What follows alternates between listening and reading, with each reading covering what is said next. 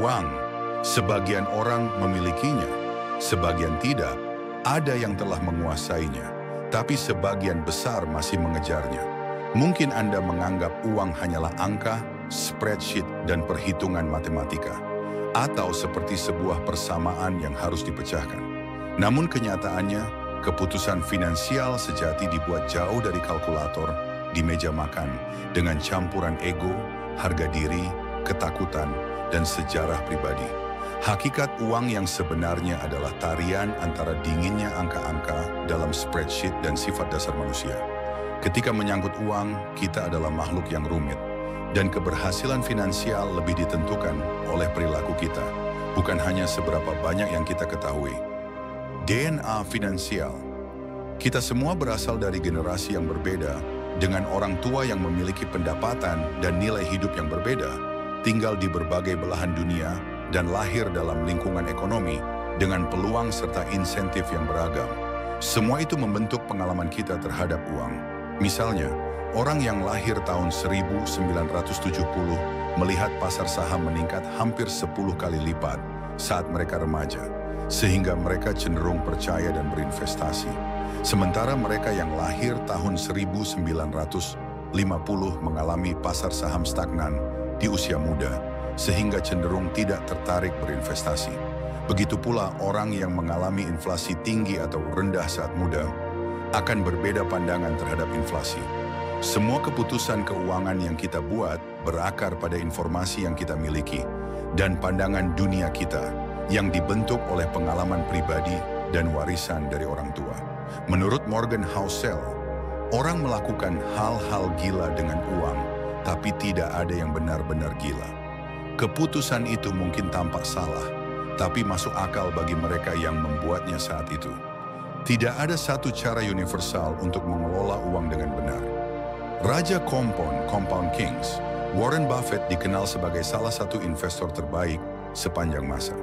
Tapi yang mengejutkan, sebagian besar kekayaannya, 81,5 miliar dolar dari 84,5 miliar dolar, diperoleh setelah usianya melewati 60-an. Kehebatannya bukan hanya karena dia pandai berinvestasi, tetapi karena dia mulai berinvestasi sejak masih anak-anak, yaitu usia 10 tahun. Hal ini memberinya waktu panjang untuk merasakan keajaiban efek compounding, bunga berbunga. Contohnya, jika Anda menanam 1.000 dolar dengan bunga 8% per tahun, Anda mendapat 80 dolar di tahun pertama. Tahun berikutnya, Anda mendapatkan bunga dari total 1.080 dolar, menghasilkan 86,4 dolar. Semakin lama dibiarkan, hasilnya makin besar. Buffett menjadi jutawan pada usia 30 tahun karena dia memulai lebih awal. Jika dia mulai berinvestasi lebih lambat, misalnya usia 30, meski dengan tingkat keuntungan yang sama, kekayaannya akan jauh lebih kecil. Contoh lainnya adalah Jim Simons yang secara konsisten mendapat imbal hasil 66% per tahun. Tapi kekayaannya masih jauh di bawah Buffett karena dia mulai lebih lambat. Ini menunjukkan bahwa waktu adalah faktor yang krusial.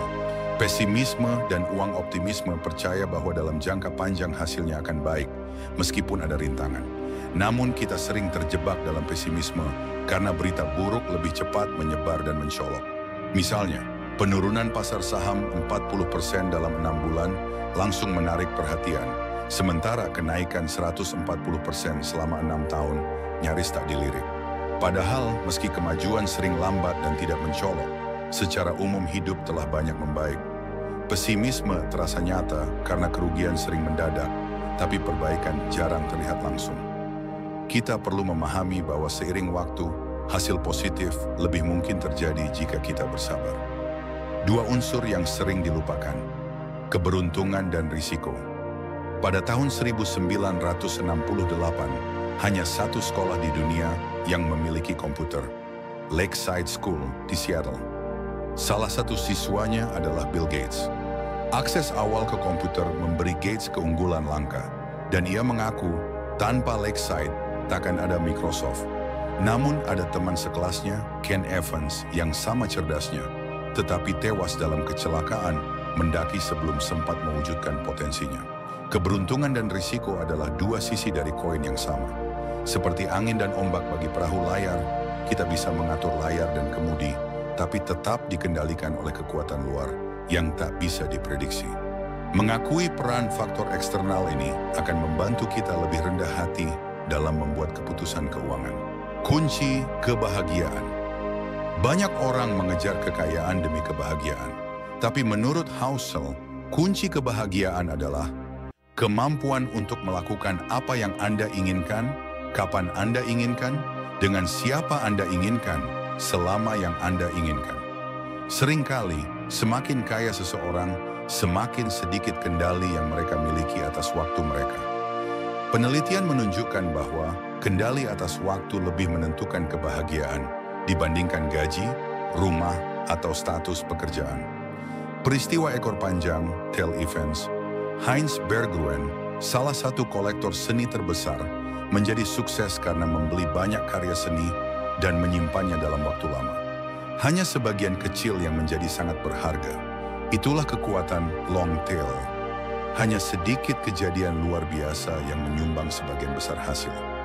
Amazon pun sukses besar hanya karena dua produk, Amazon Prime dan Amazon Web Services. Kegagalan seperti Fire Phone tak jadi masalah jika ada satu produk unggulan yang berhasil. Seperti pelawak yang mencoba ratusan lelucon di klub sebelum tampil di Netflix. Hanya 1% yang masuk tayangan, sisanya gagal. Kekayaan sejati versus kaya. Menjadi kaya adalah tentang penghasilan dan harta yang Anda miliki sekarang. Tapi menjadi wealthy, berkekayaan, adalah tentang aset yang belum Anda belanjakan. Seseorang yang terlihat kaya, mobil mewah, perhiasan mahal, belum tentu benar-benar kaya secara finansial. Kekayaan sejati adalah hasil dari pengendalian diri. Apa yang tidak Anda beli, itulah yang membangun kekayaan Anda. Harga sebenarnya dari investasi. Bayangkan mendaki gunung. Anda tahu akan sulit, bisa saja hujan, jatuh, atau tersesat.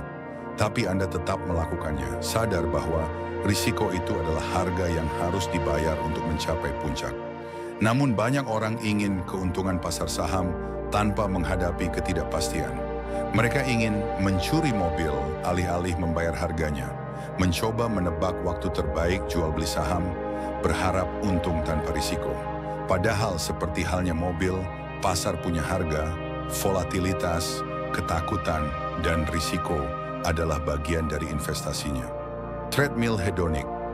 Tahu kapan cukup, adaptasi hedonik membuat kita terus menginginkan lebih setiap kali mencapai tujuan baru.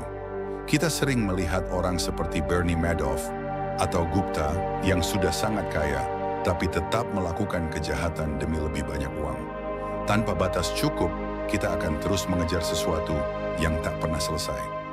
Uang bukan hanya soal logika dan angka, tetapi juga dipengaruhi oleh emosi, pengalaman pribadi, dan sejarah hidup seseorang. Kesuksesan keuangan lebih bergantung pada perilaku dibanding pengetahuan. Efek compounding, bunga berbunga, keberuntungan, risiko, dan peristiwa luar biasa, tail events, memainkan peran besar dalam kekayaan. Kunci kebahagiaan bukan terletak pada kekayaan materi, melainkan kendali atas waktu dan hidup.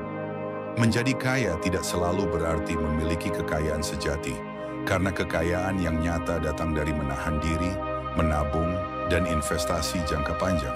Dan pada akhirnya kita harus tahu kapan cukup itu cukup.